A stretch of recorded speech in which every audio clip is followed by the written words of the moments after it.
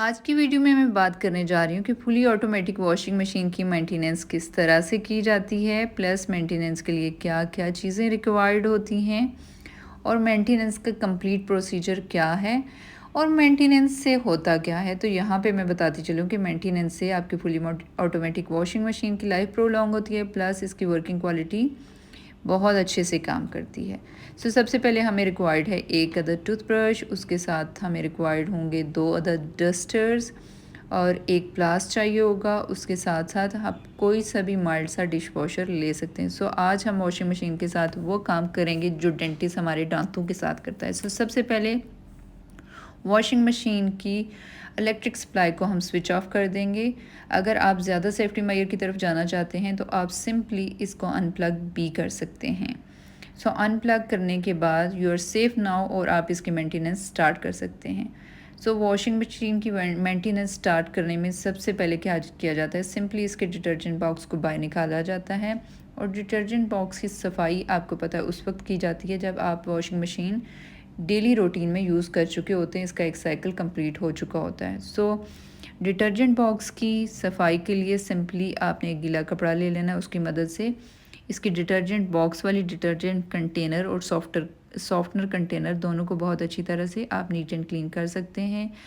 इस बॉक्स को बाहर भी निकाला जा सकता है, बट मैं नहीं रिकमेंड करती कि आप इस बॉक्स को बाहर निकालें, क्योंकि इसको बाहर निकालना थोड़ा सा डिफ़िकल्ट होता है, दोबारा लगाना भी थोड़ा सा डिफ़िकल्ट होता है। एनी हो, डिटर्जेंट बॉक्स के बाद यहाँ पे मैं बात करती हूँ पिल्लो टब का जो अपर टॉप होती है वो अक्सर डस्टी या गंदी हो जाती है किसी भी वजह से। सिंपली आप एक डस्टर को अच्छी तरह से वॉश कर लें और उसको अच्छी तरह से निचोड़ लें कि उसके अंदर पानी की क्वांटिटी बहुत कम रह जाए। उसकी मदद से आप सिंपली यहाँ पे मैल को थोड़ा सा गोल लें। हमें मैल जब घुल जाएगी तो उसके बाद आप टूथब्रश की मदद से अच्छी तरह से डस्ट या बाकी जो भी पार्टिकल्स हैं उनको रिमूव कर सकते हैं। उसके बाद डस्टर की मदद से अच्छी तरह से पिल्लो टॉप को नीट एंड क्लीन किया जा सकता है। यहाँ पे पिल्लो टब इनसाइड की बात करें तो पिल्लो टब के अंदर यहाँ पे जो वाटर ड्रॉपलेट्स रह जाते हैं, आप सिंपली एक ड्राई डस्टर की मदद से उनको ड्राई कर सकते हैं। You can take them out.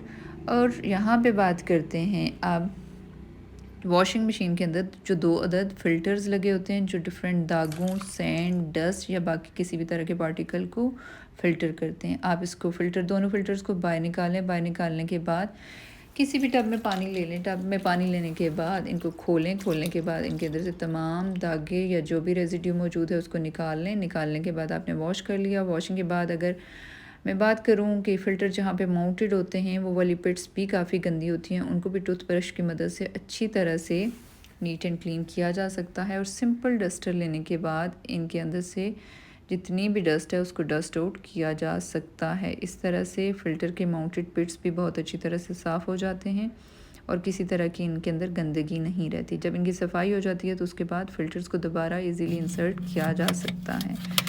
बिल्कुल फ़िल्टर जैसे हमने फ़िल्टर 1 की माउंटेड पिट को साफ़ किया, इसी तरह फ़िल्टर 2 की माउंटेड पिट को साफ़ करने के बाद हमने दूसरा फ़िल्टर भी लगा दिया।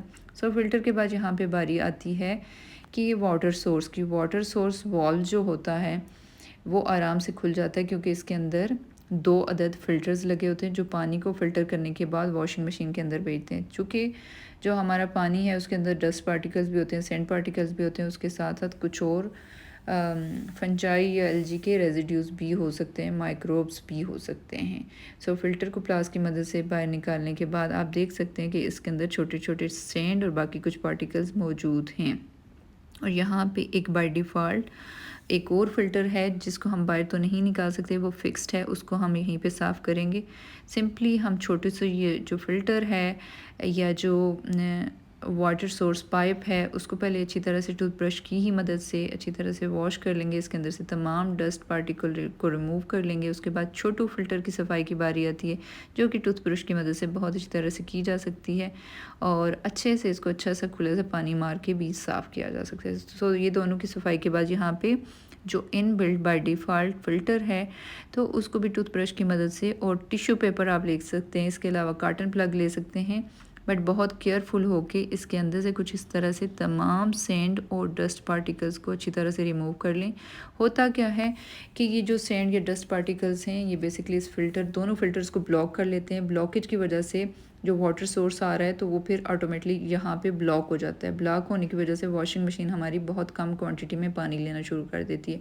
सो ज़रूरी होता है कि हर 2-3 महीने के बाद या जब भी आप फील करें कि वॉशिंग मशीन में पानी की क्वांटिटी कम आ रही है, कम मिकदार में पानी ले रही है, तो फ़िल्टर्स की ज़रूर सफाई कर लें। सो फ़िल्टर की सफाई के बाद यहाँ पे बारी आती है ओवरऑल वॉशिंग मशीन की मेंटेनेंस की। तो आप डस्टर की अगेन हल्के से गीले डस्टर की मदद से या कपड़े किसी की मदद से अच्छी तरह से इसके तमाम पाइप्स, तमाम इसकी केबल्स को या फ्रंट या बैक साइड को अच्छी तरह से आप ड्राई भी कर सकते हैं, नीट एंड क्लीन भी कर सकते हैं, जिस तरह से एग्जैक्टली मैं कर रही हूँ। सिंपली इसको यहाँ पे रब करें। रब करने के बाद वॉशिंग मशीन चमक जाएगी। उसके बाद मेंटेनेंस में यहाँ पे जो वॉशिंग मशीन का प्लग है उसकी बात करूँ तो उसको हमेशा हैंग्ड फॉर्म में रखें। जो वाटर सोर्स वॉल्व है उसको बंद कर लें जब आप वॉशिंग मशीन यूज़ नहीं कर रहे। सो यहाँ पे वॉशिंग मशीन के नीचे मैंने एक अदद प्लास्टिक स्टूल रखा हुआ है। स्टूल इसके मेंटेनेंस और इसके बैलेंस में बहुत इंपॉर्टेंट रोल प्ले करता है। वॉशिंग मशीन के नीचे मैंने आपको दिखाया कि मोटर फिटेड है जो कि मेटल की बनी हुई है। तो होता क्या है कि अगर हम सिंपली नीचे फ़र्श पे वॉशिंग मशीन को रखेंगे तो उससे इसकी मेंटेनेंस थोड़ी सी ड्रॉप डाउन कर जाएगी। रीज़न ये होती है कि फिर लेवल काफ़ी डाउन होता है वॉशिंग मशीन का। सो जितना भी नीचे पानी जाता है, वॉशिंग मशीन का पानी हो या कोई और पानी नीचे फ्लोर पे है, तो वो फिर इसको अफेक्ट कर सकता है। तो बेहतर है इसके नीचे आप स्टूल रखें। इसके अलावा वॉशिंग मशीन के ऊपर जो ड्रॉपलेट्स रह जाते हैं, वाटर ड्रॉपलेट्स, उनको भी डस्टर की मदद से ड्राई आउट किया जा सकता है। और फिर उसके अलावा मैंने एक सिंपल ड्राई सा डस्टर भी आप लेके इसको ड्राई आउट कर सकते हैं। सो यहाँ पे कभी भी डिजिटल पैनल के ऊपर कोई भी गीला कपड़ा कभी भी ना रखें, ये भी इसकी मेंटेनेंस में बहुत ज़रूरी है। सो यहाँ पे बात करें अगर वॉशिंग मशीन के लिड की या डोर की, तो इसकी डोर को हमेशा बहुत एहतियात से खोलते हैं, ज़ोर से बंद नहीं करते बल्कि हल्का सा ऊपर करके छोड़ देते हैं। इसके नीचे बेसिकली मैग्नेट्स लगे होते हैं तो ऑटोमेटिकली आपका डोर स्लोली आके बंद हो जाता है। सो यहाँ पे वॉशिंग मशीन आप देख सकते हैं बहुत अच्छी तरह से नीट एंड क्लीन हो गई है। बहुत सिंपल से प्रोसीजर से बट स्टेप बाय स्टेप चीज़ें करें। और आप देख सकते हैं कि पहले वॉशिंग मशीन कितनी गंदी थी, डस्टी थी, और क्लीनिंग के बाद कितनी अच्छी हो गई है। मैं आपको ज़रूर रिकमेंड करूँगी कि हर 3 महीने के बाद या हर वॉश के बाद हल्की फुल्की वॉशिंग मशीन को ज़रूर नीट एंड क्लीन कर लिया करें। वीडियो पसंद आई हो तो लाइक कर दीजिएगा। मिलती हूँ एक नई वीडियो के साथ, तब तक के लिए अल्लाह हाफिज़।